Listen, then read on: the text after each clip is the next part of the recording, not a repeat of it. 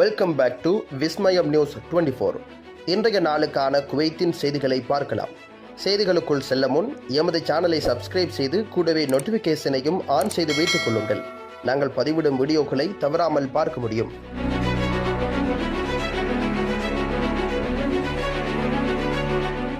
குவைத்தில் வசித்து வந்த 22 வயது இந்திய இளைஞர் மாரடைப்பால் உயிரிழப்பு. குவைத்தில் வசித்து வருகின்ற முகமது ஃபைஸ் என்ற இந்திய இளைஞரின் மரணச் செய்தி அதிர்ச்சியை ஏற்படுத்தியுள்ளது.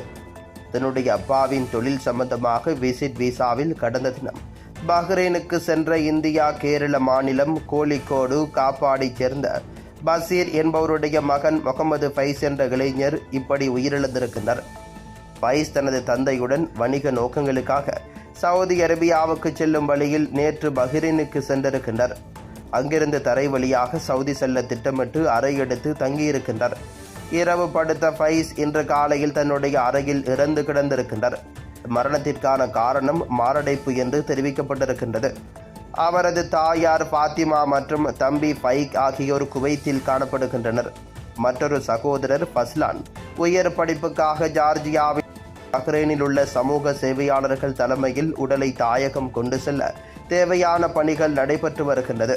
குவைத்திலிருந்து சவுதிக்கு செல்லும் வழியில் இளம் வயதில் இந்திய இளைஞர் மாரடைப்பு காரணமாக உயிரிழந்த செய்தி இந்திய சமூகத்தை அதிர்ச்சியில் ஆழ்த்தியிருக்கின்றது. குவைத் முழுவதும் விசா மற்றும் தொழிலாளர் சட்ட மீறல்களுக்காக 419 வெளிநாட்டினர் கைது. பிரதமர் ஷேக் ஃபஹத் யூசுப் சவுத் அல் சஃபாவின் உத்தரவுகளின்படி சட்டத்தை நிலைநிறுத்துவதற்கும் தேசிய பாதுகாப்பை மேம்படுத்துவதற்கும் தொடர்ச்சியான முயற்சிகளின் ஒரு பகுதியாக குவைத்தின் குடியிருப்பு மற்றும் தொழிலாளர் சட்டங்களை மீறியதற்காக மொத்தம் 419 நபர்களை கைது செய்திருக்கின்றது.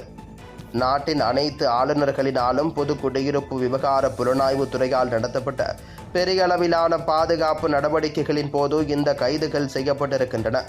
இந்த பிரச்சாரங்கள் ஏப்ரல் 8, 2025 அன்றும் ஏப்ரல் 6 முதல் ஏப்ரல் 8, 2025 வரையிலான காலகட்டத்திலும் நடைபெற்றுள்ளன.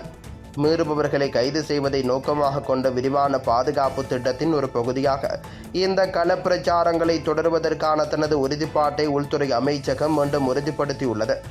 நாட்டின் சட்டங்கள் மற்றும் விதிமுறைகளுக்கு அனைவரும் இணங்குவதன் முக்கியத்துவத்தை அது வலியுறுத்துகிறது. பாதுகாப்பு பணியாளர்களுடன் ஒத்துழைக்கவும் ஏதேனும் மீறல்கள் இருந்தால் புகாரளிக்கவும் பொதுமக்களை அமைச்சகம் வலியுறுத்தியுள்ளது. சட்டத்திற்கு கட்டுப்படுவது என்பது சமூகத்தின் பாதுகாப்பு மற்றும் ஸ்திரத்தன்மையை பராமரிப்பதில் முக்கிய பங்கு வகிக்கும் ஒரு பகிரப்பட்ட பொறுப்பாகும் என்பதை அது வலியுறுத்தியுள்ளது. குவைத்தில் வெளிநாட்டினருக்கான ஓட்டுநர் உரிமங்களை அச்சிடுவதற்கு 10 தீனார் கட்டணம் விதிக்கப்படும். குவைத்தின் முதல் துணை பிரதமர் மற்றும் உள்துறை அமைச்சருமான ஷேக் ஃபஹத் அல் யூசுப்பின் உத்தரவின் அடிப்படையில் 1976 ஆண்டின் 81 எண் அமைச்சரவை தீர்மானத்தின் சில விதிகளை திருத்தி 2025 ஆண்டின் 560 எண் கொண்ட புதிய அமைச்சரவை தீர்மானம் வெளியிடப்பட்டுள்ளது.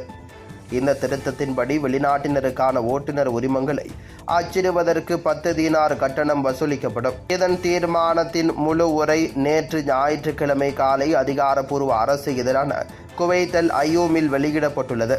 அதிகாரப்பூர்வ அரசிதழ் வெளியிடப்பட்ட தேதியிலிருந்து இந்த சட்டம் அமுலுக்கு வரும் என்பது குறிப்பிடத்தக்கது. இந்த புதிய அறிவிப்பு மூலம் கைவசம் ஓட்டுநர் உரிமம் தேவை என்று நினைக்கும் வெளிநாட்டினர் இனி முதல் பிரிண்ட் இடப்பட்ட ஓட்டுநர் உரிமத்தை கட்டணம் செலுத்தி பெற முடியும். கடந்த சில மாதங்களுக்கு முன்னர் பிரிண்ட் ஓட்டுநர் உரிமம் வெளிநாட்டினருக்கு நிறுத்தப்பட்டு டிஜிட்டல் ஓட்டுநர் உரிமம் மட்டுமே பயன்படுத்தி வருகின்ற சூழ்நிலையில் இந்த புதிய அறிவிப்பு பலருக்கு மகிழ்ச்சியான செய்தியாக அமைந்திருக்கின்றது.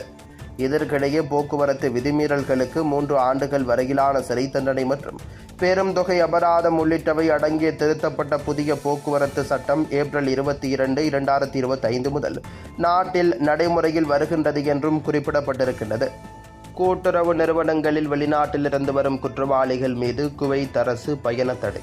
சமூக விவகாரங்கள், குடும்பம் மற்றும் குழந்தை பருவ விவகார அமைச்சர் டாக்டர் அம்தால் அல் ஹுவைலா கூட்டுறவு சங்கங்களுக்குள் நிதி அல்லது நிர்வாக மீறல்களில் ஈடுபடும் வெளிநாட்டினருக்கு எதிராக பயண தடைகளை விதிக்க தொடர்புடைய அதிகாரிகளுடன் குறிப்பாக பொது வழக்குரைஞர்களுடன் ஒருங்கிணைப்பு நடந்து வருவதாக அறிவித்திருக்கின்றனர். இந்த நடவடிக்கையை மீறுபவர்கள் மீது முழு சட்ட நடைமுறைகளுக்கு உட்பட்டு அவர்களின் செயல்களுக்கு பொறுப்பேற்கப்படுவதை உறுதி செய்கின்றது. அல் அன்பாவுக்கு அளித்த அறிக்கையில் டாக்டர் அல் குவைலா கூட்டுறவு சங்கங்களின் மீதான தனது தொடர்ச்சியான மேற்பார்வையை, குறிப்பாக சட்டங்கள் மற்றும் விதிமுறைகளை அவர்கள் பின்பற்றுவதை வலியுறுத்தி இருக்கின்றனர். குற்றவாளியின் தேசியத்தை பொருட்படுத்தாமல் அனைத்து மீறல்களும் உறுதியாக கையாளப்படும் என்று அவர் அடிக்கோடிட்டு காட்டியிருக்கின்றனர்.